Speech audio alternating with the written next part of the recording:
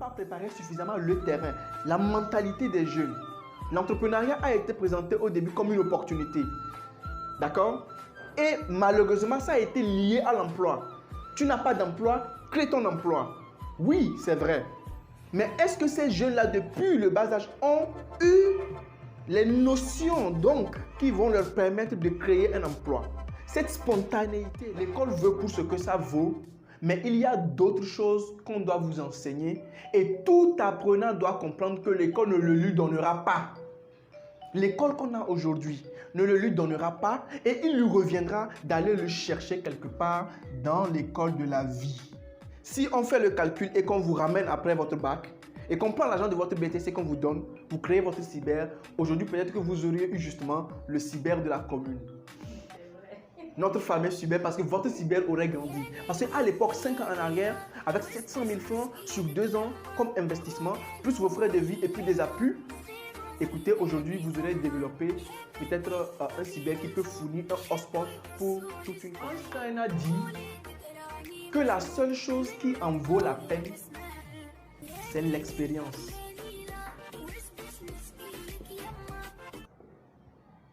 Pour le reste, c'est l'information. On ne vous jugera pas par rapport à votre diplôme. On vous jugera par rapport au contenu de votre CV, à son contenu, à sa qualité et la manière dont vous allez le défendre. Si moi, j'avais une école de ce type-là, la première chose, le premier jour, apprenons à écrire un CV. Qu'est-ce qu'il y aura dans un CV? Qu'est-ce qu'il y aura? Parce qu'on va rechercher l'emploi. Qu'est-ce qu'il y aura dans le CV? Découvrons les grandes parties d'un CV et ensuite on fera l'école de sorte à accomplir chaque élément dont on aura besoin dans le CV. C'est ça l'école de la vie. La deuxième chose que je ferais si j'étais un propriétaire d'école ou si j'avais la capacité de créer l'école, je ne recevrais aucun étudiant qui ne soit pas passé 1 an à découvrir la vie après son bac. Vous avez le bac, j'estime que vous êtes encore beaucoup immature, quel que soit votre âge. Et déjà qu'aujourd'hui, avoir le bac, c'est très précoce pour certaines personnes, 18 ans, 16 ans même, on a le bac. J'ai envie qu'on envoie les enfants, les jeunes, dans une activité, qu'ils partent en voyage, qu'ils partent aider un maçon, un menuisier, un tailleur, un ferrailleur, un soudeur, un peintre, un staffeur, un mécanicien, qu'importe. Il faut ce stage-là. Dans la vie, dans un métier. Et le jour où vous en sortez et vous allez au campus, même si c'est de l'information, vous savez de quelle information vous avez besoin. Même si vous allez faire un BTS, vous savez de quelle information vous avez besoin. Ça s'appellera une année de consolidation. Quand vous sortez de cette année-là, vous savez réellement ce qu'est la vie, ce qu'est l'argent, comment on le gagne, comment on se discipline par rapport à un patron. Vous savez déjà ce que c'est. Et ça vous donne déjà une idée de ce que vous pouvez faire vous-même. Ça permet aussi d'éclore des passions. Si aujourd'hui, la plupart de vous et nous, peut-être on a eu plein de difficultés, c'est en raison du fait que nous n'avons pas compris la réalité sur l'école. Et parce que nous n'avions pas un niveau de connaissance élevé sur la compréhension, bien dans la compréhension de la réalité de l'école, on peut dire que le système a abusé de nous. Maintenant, le système, c'est qui? On va comprendre, c'est qui le système? Et qui sont les acteurs sur qui s'est appliqué l'abus? Tout à l'heure, je vous le disais encore, d'accord? Nos grands-parents et nos parents sont nés dans un système, d'accord? Dans une certaine conception. Et quelquefois, il nous arrive à la maison de dire que les temps ont changé. Une autre vérité, c'est qu'on vous dira peut-être qu'une bouteille de bière, à l'époque de votre grand-parent, enfin de vos grands-parents, coûtait peut-être même 15 francs. Aujourd'hui, si vous n'avez pas 500 francs, vous ne consommez pas la bière. C'est ça, non? On vous dira que les temps ont changé. Voyez un peu? Bien. Je me rappelle une situation que j'ai entendue récemment. Il était question de l'heure à laquelle la jeune fille devait rentrer chez elle à la maison. D'accord? Les parents rentrent du boulot à 18h, 19h. À 22h, eux, ils dorment déjà. Mais les jeunes pensent que c'est à 22h plus 1, 23h, qu'il est opportun de sortir. Parce que les temps ont... Nos parents ne connaissaient pas ça. Vous voyez un peu? Et quand vous regardez la configuration même de la vie, beaucoup de choses sur les 50 dernières années ne sont plus à leur place. L'école n'a pas échappé à cette règle. Mais est-ce qu'on en est conscient à un moment? C'est pourquoi je dis qu'il y a des réalités auxquelles nous n'avons pas accès. Il y a des vérités que nous ne savons pas. Et cette ignorance-là crée un système qui abuse de nous.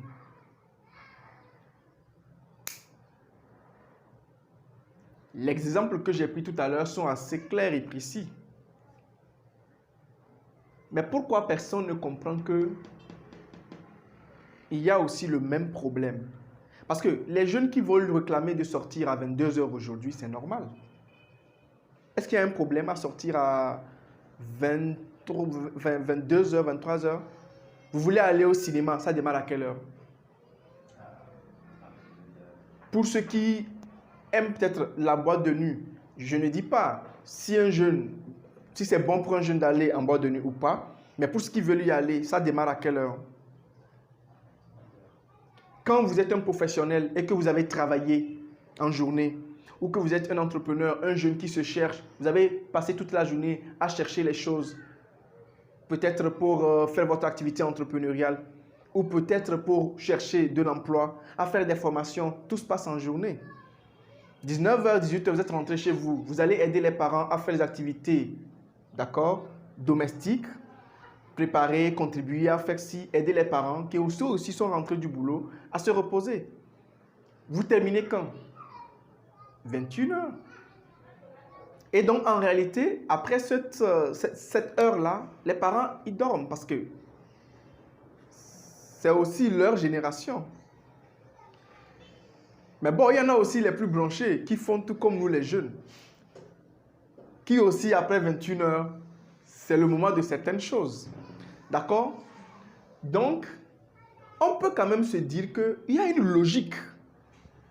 Si un jeune peut-être demande à sortir après 22h, il y a peut-être une logique. Mais le problème va commencer par se poser où? Sur la mentalité. Parce que ses parents n'ont pas connu ça, n'ont pas vécu ça. Ils n'ont pas eu le temps de discipliner leur cœur à tous les risques qui peuvent, d'accord, arriver. Et c'est tout ça qui nourrit leur peur. Et ils diront non, non, non, non. C'est vrai que quelque part aussi, il y a une question de responsabilité des jeunes aussi, d'accord? Parce qu'il y a beaucoup de paramètres dans ce que je dis. Mais tout ce que j'explique, les éléments que je vous envoie, c'est pour provoquer la réflexion autour de la réalité sur l'école. Vous voyez tous ces débats-là que nous venons de faire sur les jeunes et puis par exemple leur envie de sortir la nuit parce que c'est en ce moment que certaines choses se passent. En réalité, ce n'est pas si mauvais que ça. Mais la personne que vous avez en face de vous, qui peut-être détient l'autorité, si elle n'est pas de votre niveau, si elle n'est pas dans votre logique, si elle n'a pas votre, elle ne maîtrise pas les détails de votre spécificité, de votre particularité, ça peut tout de suite. On a appris à faire des choses d'une certaine manière il y a 50 ans. 50 années plus tard, on continue par faire les mêmes choses à une petite différence près. Et aujourd'hui, ce qui nous ouvre les yeux, ce n'est même pas l'école qui nous a ouvert les yeux, mais c'est la finalité de l'école. C'est-à-dire que, avant, je suis en moins 50. Je fais l'école, j'ai une finalité. 50 ans plus tard, je ne vais pas mettre moins 50, mais je vais mettre 0. C'est mieux. Comme ça, on a fait un bond de 50 ans. Donc, aujourd'hui, l'école a une nouvelle finalité, F1, qui est en réalité l'emploi. Et on comprend que les exigences de l'employabilité ici ne sont pas les mêmes que les exigences de l'employabilité aujourd'hui. Alors que l'école en aucun moment n'a changé. C'est là où je dis qu'il y a un système qui abuse de certains acteurs. Ce n'est pas que ce sont des connaissances qui n'existent pas. Parce que quand vous regardez les jeunes, il y a les uns et il y a les autres.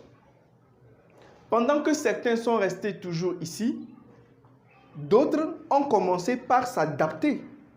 Peut-être qu'aujourd'hui, il y a une nouvelle version de jeunes qui arrivent à s'adapter à cela parce qu'ils ont compris certaines vérités, ce que d'autres, beaucoup d'autres n'ont pas fait.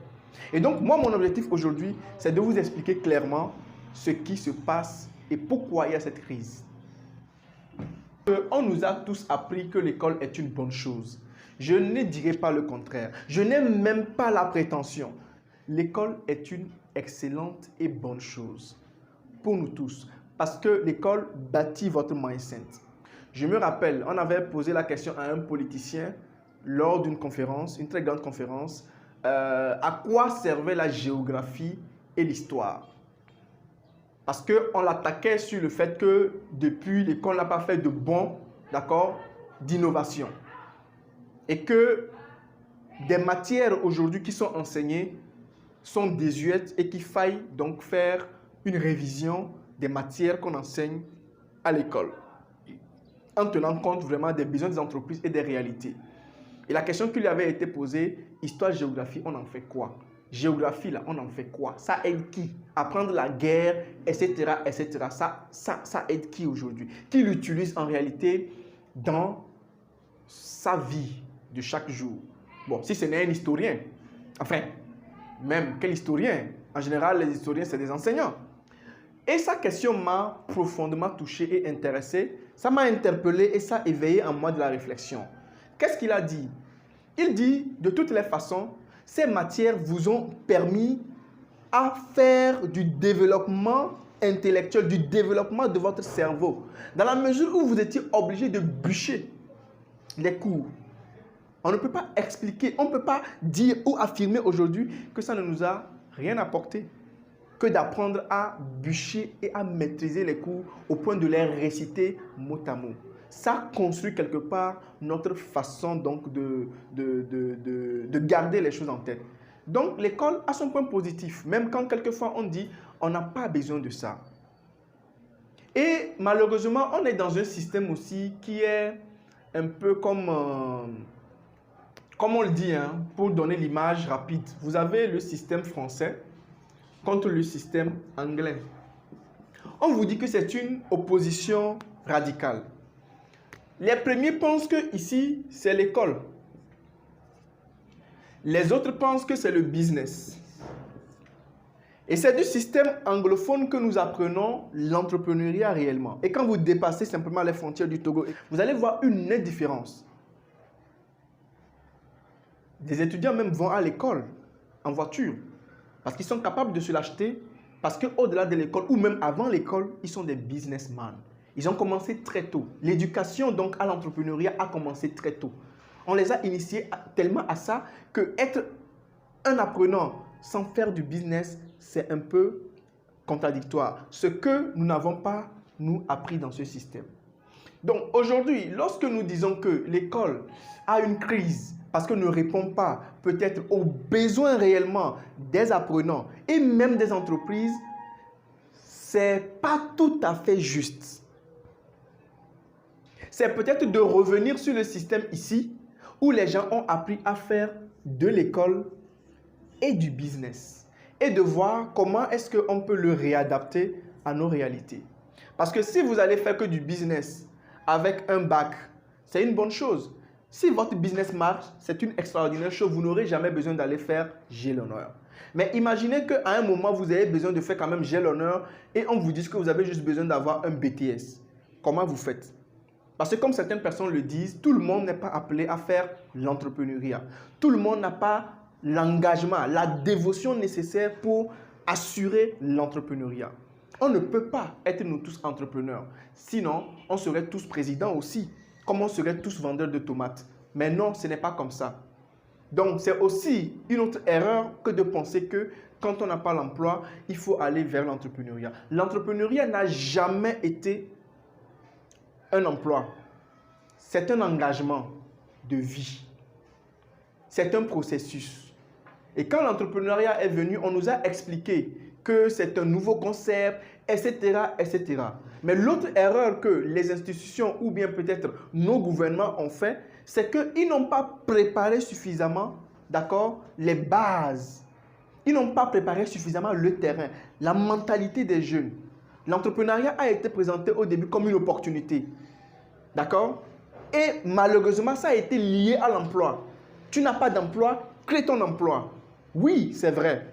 Mais est-ce que ces jeunes-là, depuis le bas âge, ont eu les notions donc qui vont leur permettre de créer un emploi? Cette spontanéité-là.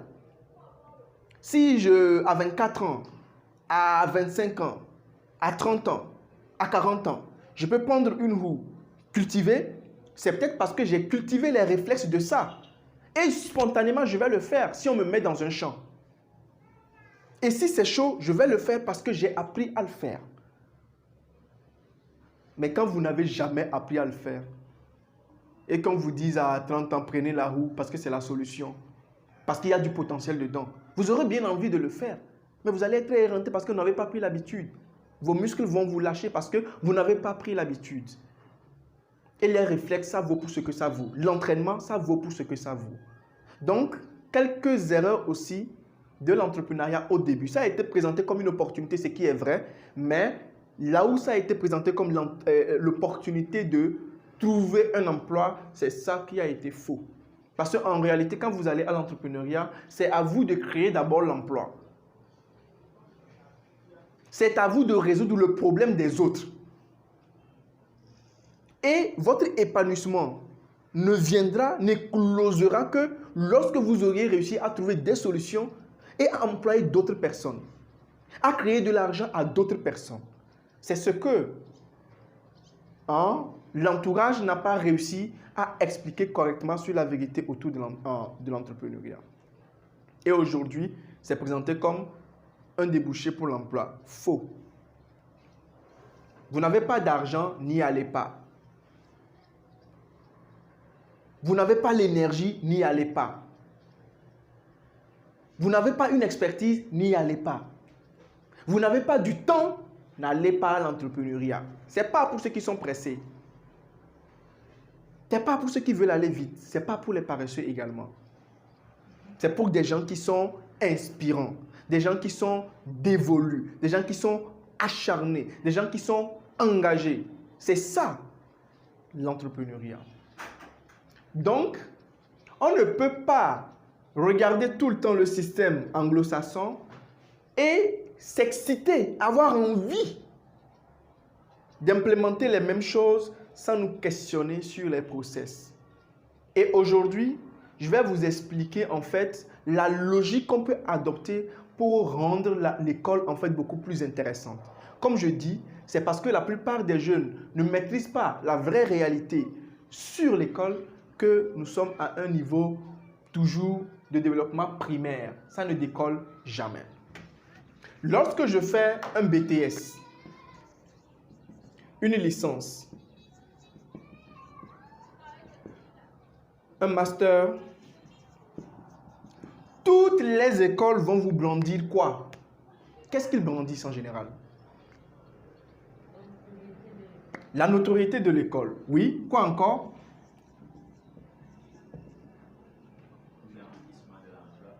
Même pas. Même pas. Pour certaines écoles. Oui, mais parce que si on en est là, c'est parce que... Mais si c'était le cas, Pourquoi vous n'avez pas choisi d'aller dans ces écoles-là? On sait tous que c'est du business. Ah, d'accord. Donc les promesses mensongères. D'accord. Donc les promesses d'emploi. Ils vont jouer aussi sur la qualité de leur diplôme. Et puis ils vont jouer aussi sur les partenariats.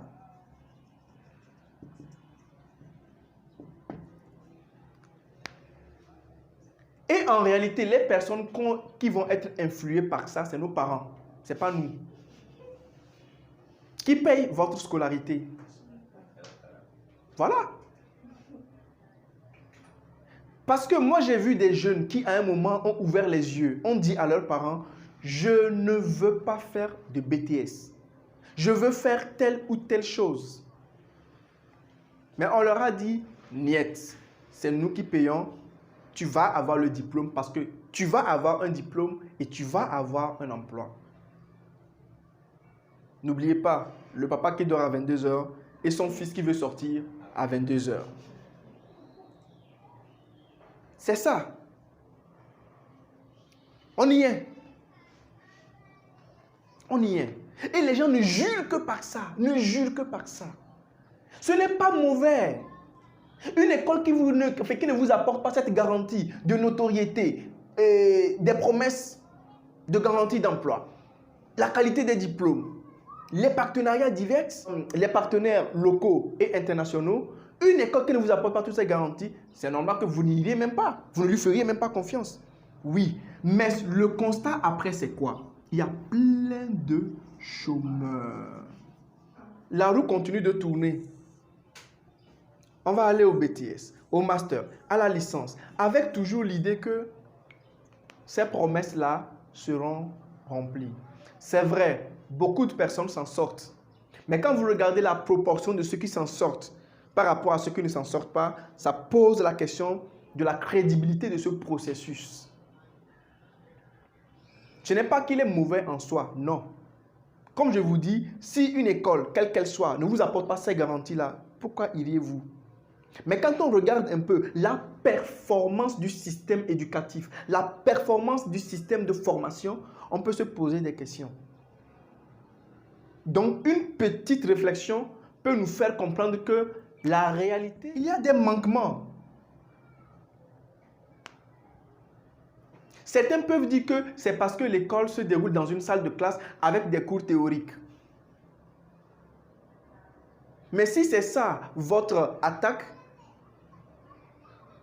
le politicien vous répondra que on a appris Histojo, vous n'en faites rien, mais ça vous a appris à maîtriser les choses. Et aujourd'hui, vous pouvez retenir les choses et les restituer dans tout le domaine de votre vie. C'est vrai ou c'est faux? C'est vrai. Et ils n'ont pas menti. Il fallait quand même qu'on vous fasse réciter quelque chose pour que maintenant, si ça passe par Histojo, où est le problème? La finalité, elle est là. Donc, la réalité, c'est qu'il y a des manquements. Et le manquement n'est pas l'argument du fait que les cours sont théoriques. Ceci n'a jamais été le problème. Parce qu'effectivement, c'est théorique. Effectivement. Mais le problème n'est pas que ce le soit. Le problème, c'est le système qui s'évertue à vous faire comprendre que c'est l'essentiel. Le problème de l'école, ce n'est pas le fait que tout ça ce soit théorique, mais c'est le fait qu'un système se batte pour vous expliquer bec et ongle que ça, c'est l'essentiel. Et un diplôme, tu auras un emploi. La preuve, vous avez dit garantie d'emploi, mais vous avez dit non, des promesses. Enfin, qui ne tiennent jamais. Sinon, pourquoi vous allez faire un BTS à coût de... Au moins, vous allez payer au moins 200 000 francs si ce n'est pas cher. Au moins pour une année. J'ajoute vos frais de vie, les documents. Vous êtes à 500 000 francs. Au moins pour une année de BTS. 2 ans, vous avez payé le million. Et même pour votre stage de mémoire, vous allez le chercher vous-même. Est-ce que quand même après un investissement d'1 million, on ne peut pas, avec une certitude, vous mettre quelque part pour un stage pour écrire votre mémoire? On va se questionner. C'est des réflexions que nous faisons. On se questionne. L'idée, c'est de nous éveiller. Est-ce qu'après un investissement, oui, notoriété, j'ai payé pour ça, oui, promesse saugrenue d'emploi, ok, oui, qualité des diplômes, ça c'est avéré, machin chose. Partenariat, oui, c'est bon. Mais à la fin, si ça ne peut pas me permettre d'avoir un stage de mémoire, ou si ça ne peut pas me permettre de développer un projet entrepreneurial, félicitations aux écoles qui aujourd'hui ont commencé par faire le développement de business à l'école. J'en connais qui le font en licence même ou au master. Vous finissez, vous avez la possibilité de générer déjà un projet en groupe ou individuellement. Et même l'école fait venir des experts qui vous accompagnent sur son développement avec les recherches de financement et des opportunités si votre projet est intéressant. Félicitations quand même à ces écoles. J'appelle ça des écoles du futur. Elles ont compris et elles ont ramené les choses. Et ça, c'est les écoles du privé qui ont cette flexibilité-là. Avec des directeurs peut-être qui ont une ressemblance avec nous. Enfin, ou est-ce que c'est nous qui les ressemblons? Parce que ce sont nos grands frères. D'accord? Mais je veux dire qu'ils ont quelque chose à part. Qui ont quelque chose à part. Des entrepreneurs vraiment qui ont un esprit business, mais dans la productivité. Business, mais dans la productivité. Parce que l'école est restée au niveau business. Vous apportez votre million, on vous donne une formation théorique qui à la limite se trouve sur l'Internet. Tout ce que vous ne pouvez pas avoir sur l'Internet, c'est le diplôme. Mais si vous savez vous y faire, vous pouvez avoir des attestations de validation qui peuvent aussi valoir la même chose, des certificats. Des certificats. Mais seulement que par ici, ce n'est pas très bien connu et les moyens de paiement, carte Visa, etc., on n'est pas très habitué à ça. Et donc, ce mode de vie-là ne nous ressemble pas trop. Et on préfère encore faire confiance ici entre Africains à quelqu'un à qui on paye le cash. Chaque matin, on va le voir dans yeux. On préfère ça. Ça nous sécurise. Mais ça viendra. Comme je dis, ceux qui le font, c'est vraiment des jeunes qui sont dans le futur déjà aujourd'hui. Et l'idée, c'est comment on peut sortir l'école pour l'aider à faire un bond qu'il n'a pas pu faire pendant 50 années. Donc, je parle de 50 ans par rapport aux indépendances. Vous voyez, c'était un peu ça les débuts. Donc, aujourd'hui, la question du fait que l'école soit théorique n'a jamais été le problème. Mais c'est quand on s'évertue à vous faire croire que l'école, c'est l'essentiel, c'est là où il y a le problème. Parce qu'on ne vous a pas dit, justement, parce que vous-même vous le constatez, que vous avez fini ça, quand vous dites que c'est l'essentiel, mais vous chômez. 5 ans, un BTS obtenu en 2015. Pourquoi 5 ans après, on n'a toujours pas d'emploi? Si justement une école, c'est la connaissance que cela vous apporte, pourquoi cette connaissance-là ne vous affranchit pas? Si c'est justement la connaissance qu'on vous apprend, pourquoi cette connaissance-là ne vous permet pas de gagner au moins 1 franc? Finalement, qu'avons-nous appris? L'école veut pour ce que ça vaut, mais il y a d'autres choses qu'on doit vous enseigner et tout apprenant doit comprendre que l'école ne le lui donnera pas. L'école qu'on a aujourd'hui ne le lui donnera pas et il lui reviendra d'aller le chercher quelque part dans l'école de la vie.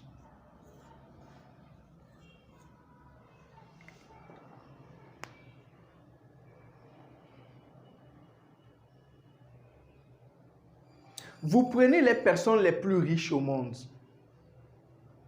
ou même les petits entrepreneurs comme nous, qui nous battons pour nous en sortir, à notre propre compte, avec nos propres moyens, sans l'aide de personne. On vous dira la même chose. L'école de la vie. Et cela s'adapte à tous les domaines de votre putain de vie. À tous les domaines de la vie.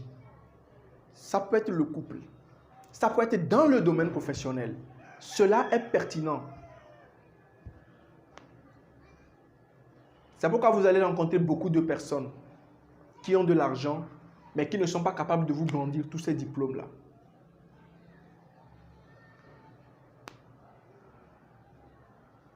C'est pourquoi aussi vous allez rencontrer beaucoup de personnes qui sont nantis de ces diplômes-là, mais qui ne sont pas nourris par une activité liée à leur diplôme.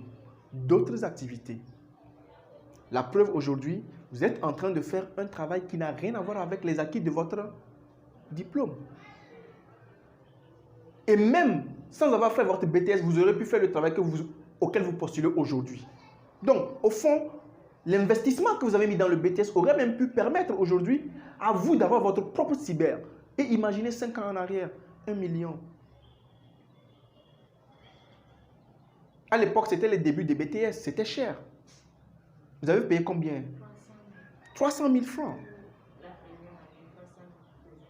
600 000 pour seulement les frais de scolarité. On va ajouter les frais de vie. 50 000 pour l'inscription. Ça fait? On va ajouter les frais de vie. On va ajouter les documents. Donc, en réalité, si on fait le calcul et qu'on vous ramène après votre bac, et qu'on prend l'argent de votre BTC qu'on vous donne, vous créez votre cyber, aujourd'hui peut-être que vous auriez eu justement le cyber de la commune. Notre fameux cyber, parce que votre cyber aurait grandi. Parce qu'à l'époque, 5 ans en arrière, avec 700 000 francs sur 2 ans comme investissement, plus vos frais de vie et plus des appuis, écoutez, aujourd'hui, vous aurez développé peut-être un cyber qui peut fournir un hotspot pour toute une commune. Et votre cyber aurait été le cyber de la commune. Est-ce que vous comprenez l'erreur maintenant? Dans la réalité sur l'école. C'est tout.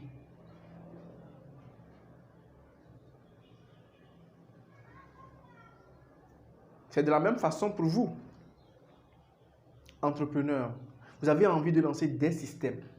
Vous avez fait une école. Mais c'est très bien par contre parce que je vois que dans les produits que vous faites, vous y intégrez les notions de votre étude. Et la biologie, c'est aussi l'un des domaines aussi passionnants que réalistes. Pour les étudiants qui savent s'y prendre, ils s'en sortent bien. C'est comme moi, entre-temps, je me suis retrouvé sur un forum agricole où on enseignait les techniques agricoles durables. Et même, ils ont entre-temps appelé ça les techniques agricoles selon les principes de Dieu, qui respectaient en fait la nature, où vous n'aviez pas besoin forcément de labourer le sol, de détruire la structure du sol pour pouvoir faire de l'agriculture. Vous voyez que c'est ce que nous constatons. Des grosses machines qui retournent le sol, avec après l'apport en pesticides, la structure du sol est chamboulée, la productivité en pâtit, donc il faut faire appel aux produits chimiques. Et là, c'est après les populations qui doivent manger avec plein de maladies à développer après. Et je me suis retrouvé à ce forum. Je n'ai retrouvé que des agriculteurs. Je n'ai même pas retrouvé des étudiants en sciences naturelles. Non, aucun étudiant. Et moi, je me suis retrouvé sur ce forum-là où il y avait une quinzaine de participants, entre 15 et 20 participants. Je me suis retrouvé là-bas, le seul entrepreneur. Et moi, à l'époque, je voulais simplement diversifier l'accompagnement que j'apportais aux entrepreneurs. Parce que dans mon activité, j'ai une forte passion pour le local. Et dans cette forte passion pour le local, j'avais décidé, au-delà des produits et services que les gens offrent, même les produits de transformation agroalimentaire, j'avais voulu vraiment m'impliquer dans la production agricole elle-même. Et là, j'avais besoin d'un renforcement de capacité, d'aller côtoyer aussi le monde agricole. Et cette formation-là a été une aubaine pour moi. Et depuis, j'ai gardé de très bons contacts avec lesquels je fais aujourd'hui du business, ou pas encore, mais où des discussions sont en train de se faire. C'est ça la recherche des opportunités. Et sur ce programme-là, je vais vous montrer comment vous pouvez exploiter le relationnel pour créer un effet de levier pour votre vie. Et aujourd'hui, on s'est connus. Votre vie ne sera plus jamais la même. Trouvez des gens comme moi, autant de personnes qu'il faudra, qui vont créer des chocs sur votre vie et vous permettre de créer un effet de levier. Autant qu'il y en aura, plus vite ira votre vie en croissance. Et pour moi aussi, c'est une opportunité de vous rencontrer parce que c'est aussi ça, le relationnel. Autant on a besoin de plus fort, autant on a besoin de plus faible. Parce que chacun a un rôle à jouer. Comme je vous dis, on ne peut pas être tous présidents. On ne peut pas être tous revendeuses de tomates. C'est que chacun a une partition à jouer. Même le président a besoin du shoemaker.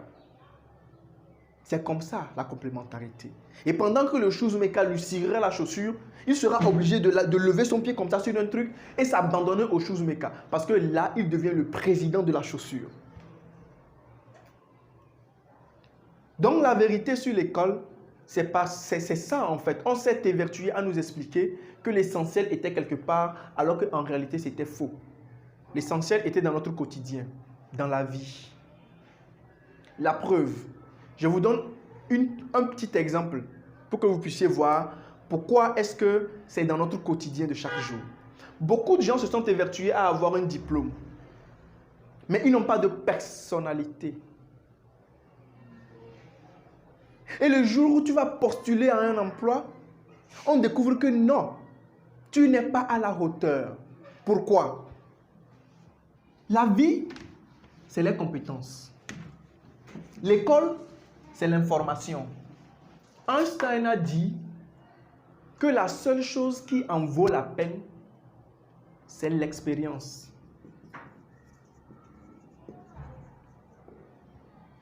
Pour le reste, c'est l'information.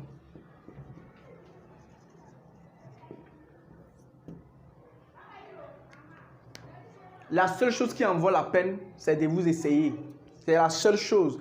Pour tout le reste, là, c'est l'information. Donc, une école qui ne vous propose que d'aller à l'école matin, midi, soir et de rentrer chez vous, c'est l'information. Maintenant, les écoles futuristes qui vous proposeront de l'expérience, eh bien, c'est la compétence. Et c'est tout ce qu'on n'a pas appris, c'est tout. Donc, tout le secret, tout le mythe de l'école réside dans ça. L'illusion a été construite là où on nous a appris que l'information était le pouvoir. Ou bien on ne le dit pas. On nous a appris ça, non? Que le pouvoir, c'est l'information. Faux. Vous mettez 100 personnes au même niveau d'information. Le lendemain, vous ne verrez qu'une seule personne qui serait en train de se mettre en action. Parce que l'information qui ne provoque pas de l'action, ça demeure l'information.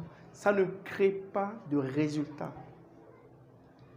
C'est pourquoi quand vous allez faire l'école, telle qu'elle est aujourd'hui, pas l'école du futur, mais l'école du présent et du passé, et que vous sortez, vous devez apprendre à développer essentiellement des aptitudes. D'accord? Vous êtes sorti de l'école. Vous avez peut-être l'information. Il vous faudra plus tard rechercher un savoir-faire. D'accord?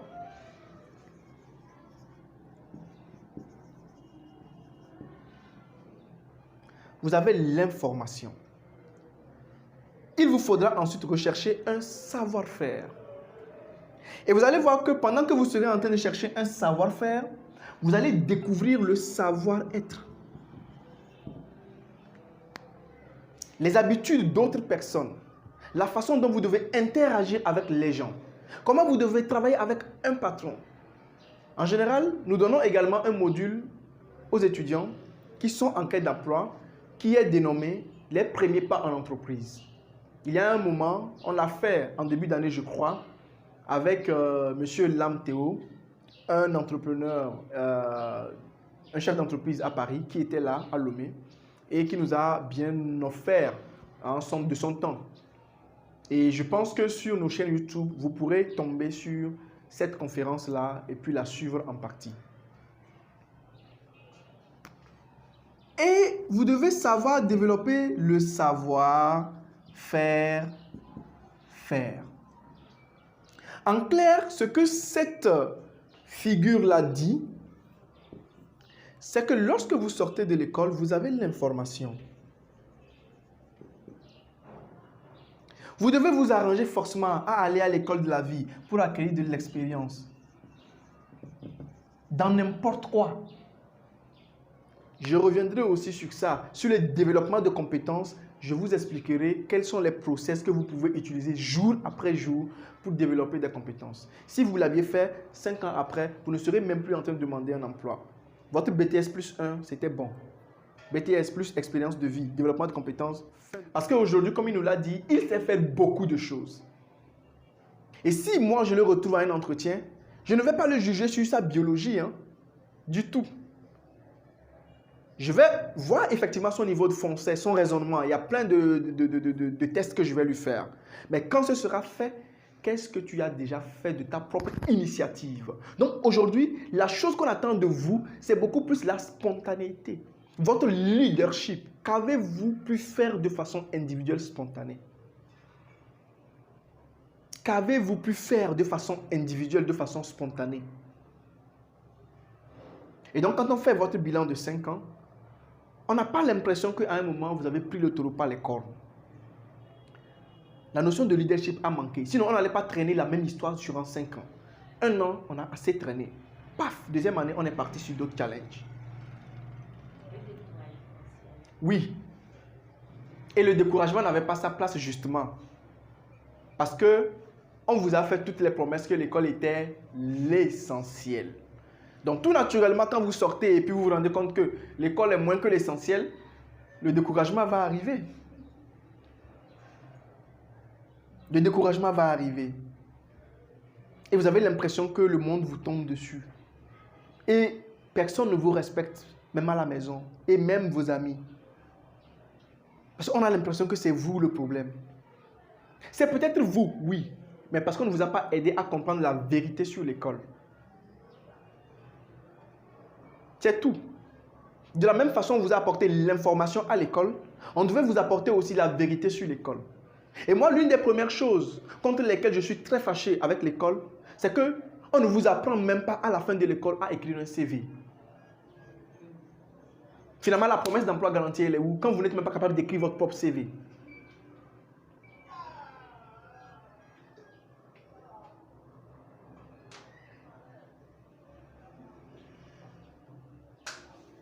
On ne vous jugera pas par rapport à votre diplôme.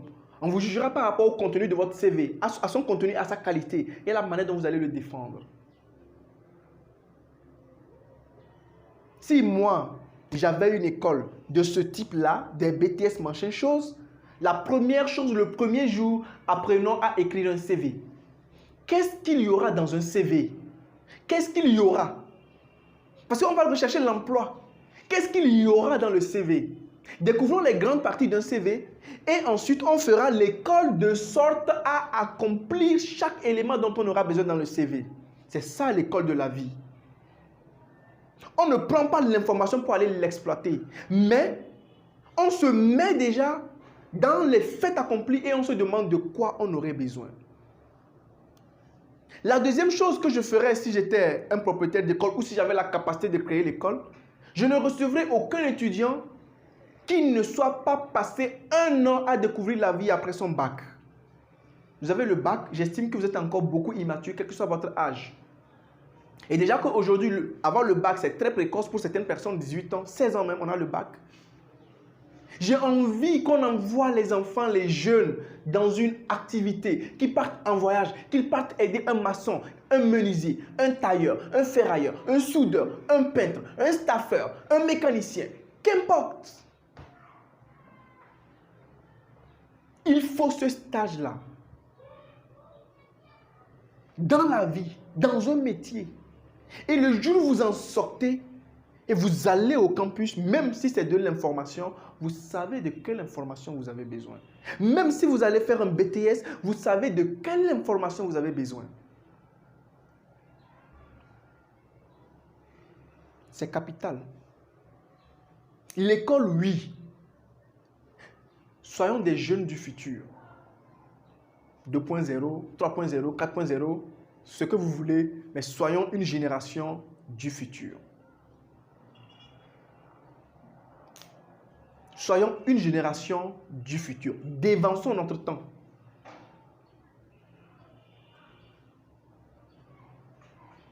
Une année, ça s'appellera une année de consolidation.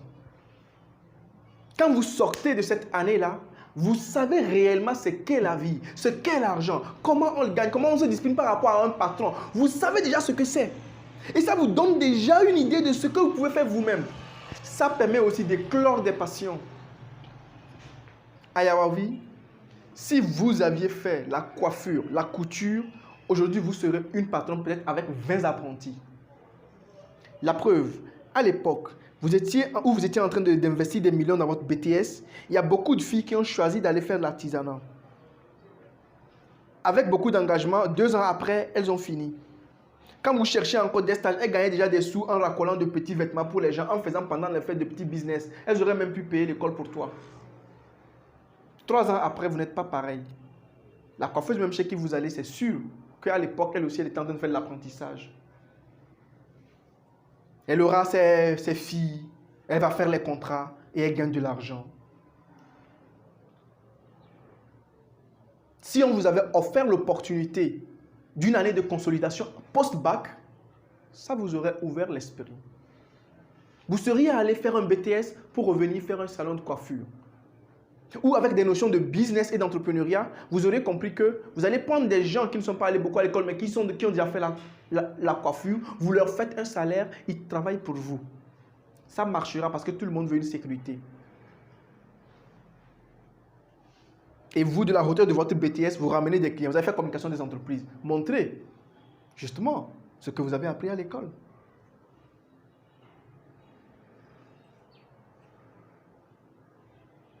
Je passe régulièrement voir mon tailleur.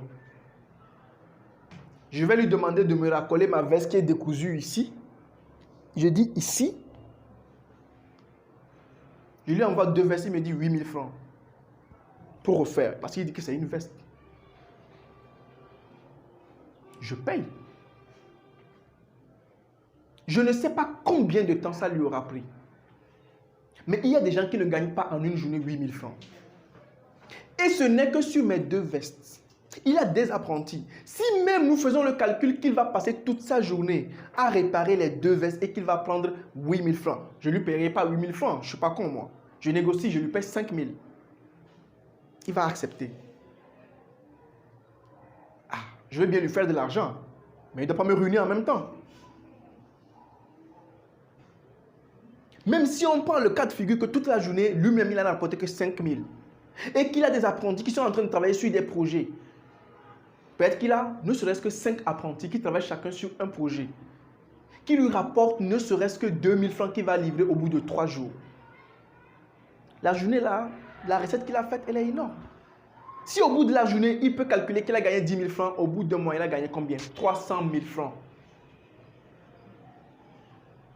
Tout naturellement, on peut sortir les lundis où il ne travaille pas. Ça lui fera 260 000 poussières. Bac plus 3. Bac plus 7. Vous gagnez autant? Vous avez une fois produit cet argent-là par mois? La vérité sur l'école.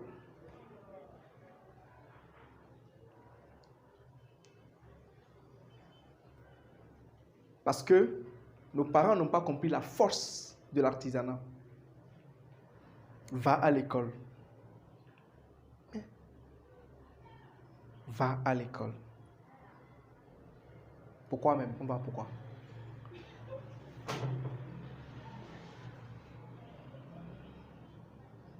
C'est pourquoi il faut faire l'année de consolidation. Pour savoir pourquoi je vais à l'école. Pourquoi je vais à l'école? L'opportunité est énorme aujourd'hui dans l'artisanat. L'opportunité est énorme dans l'artisanat. Il y a plein de gens qui sont maîtrises, master, licence et BTS. À longueur de journée, ils déambulent d'entreprise en entreprise pour déposer des CV. Et les gens qui n'ont même pas le bac sont en train de se faire de l'argent. Et même pour aller à l'entretien, il va amener sa chemise pour qu'on l'ajuste. Il va payer de l'argent là-bas. Il va sortir, il va prendre les émigrants, il va payer de l'argent. Il va acheter un parfum, il va payer de l'argent. Il en produit combien? Mais lui-même, il peut développer une société de motos. 2 motos, avec l'investissement, 700 000. 2 motos, émigrants. Vous êtes devenu patron. Chaque soir, on vous fait les comptes. Et comme vous êtes jeune, vous avez le temps. Vous allez bien surveiller les choses. Pour pas qu'on vous vole chaque soir. Dans des business comme ça, on reviendra aussi sur comment on peut développer un business de façon sommaire. D'accord? Je vous donnerai des notions d'entrepreneuriat, de business que vous pouvez faire rapidement avec un petit prêt, bien sécurisé, sur des business qui marchent vite. Vous achetez des motos aujourd'hui, vous les immatriculez, demain ça commence pas à travailler. Vous avez des revenus, vrai ou faux? On n'attend pas. Ce n'est pas de petites choses. Vous payez une petite assurance pour vos gars en cas d'accident.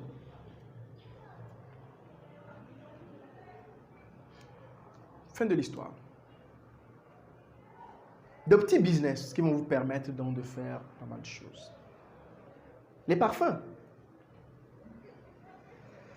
Vous pouvez aussi en vendre. La couture.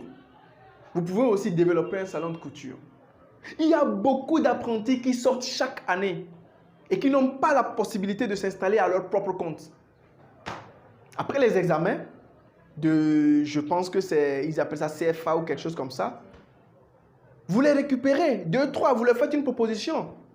Même du SMIC, ils viendront travailler pour vous. Moi, j'en connais, qui sont à la maison, après avoir fait de la couture, mais parce qu'ils n'ont pas l'esprit créatif, ils sont chez eux, avec ce talent-là. C'est aussi des jeunes qui auront besoin de notre aide, de nos conseils, pour ouvrir les yeux. Pas plus tard qu'hier, j'en parlais avec une qui veut faire domestique. Mais elle a fait la couture. Je dis, mais pourquoi tu as arrêté? Les gens ne payent pas. Mais vous ne ferez pas cette erreur avec votre niveau d'études. C'est aussi ça. C'est pourquoi l'école n'est pas mauvaise. C'est pas mauvais, non. C'est qu'on n'a pas tout dit. On vous a mal informé sur l'école. Les jeunes du futur savent ce que vaut l'école. Ça vaut ce que ça vaut. Le reste aussi vaut ce que ça vaut.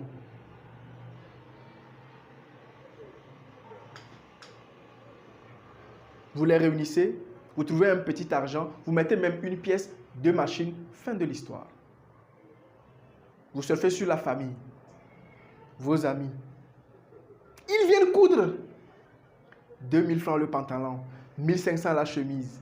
Vous enchaînez seulement les complets. Vous enchaînez, vous enchaînez. Vous les mettez à contribution pour qu'ils ramènent aussi leurs clients. Et vous les pompez pour qu'ils ne fassent pas d'autres business dès les premières années. Après, vous augmentez leur salaire. Parce qu'au début, quand ils ne sont pas bien payés, ils vont vouloir faire leur propre business chez eux.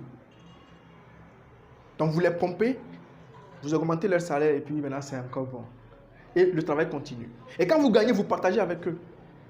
N'oubliez pas qu'ils sont patrons. Et quand travaillant pour vous, ils développent davantage leurs compétences. Donc, demain, quelqu'un peut sortir, s'il a un peu de moyens qu'il a fait en économie, se mettre à son propre compte. Surtout quand il va voir l'esprit créatif que vous avez pu mettre comme valeur ajoutée sur le business. Parce que dans notre milieu, ça copie vite. Ça copie aussi très vite.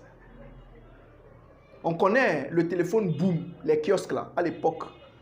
Téléphone fixe. Quelqu'un en met.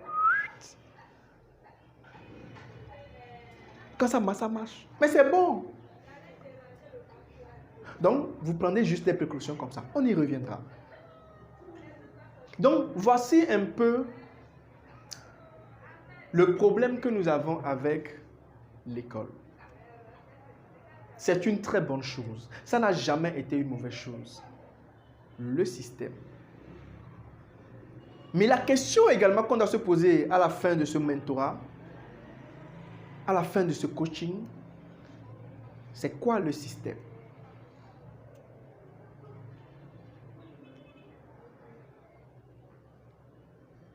La question à se poser à la fin, c'est quoi le système? On va réfléchir ensemble. C'est quoi le système? Merci.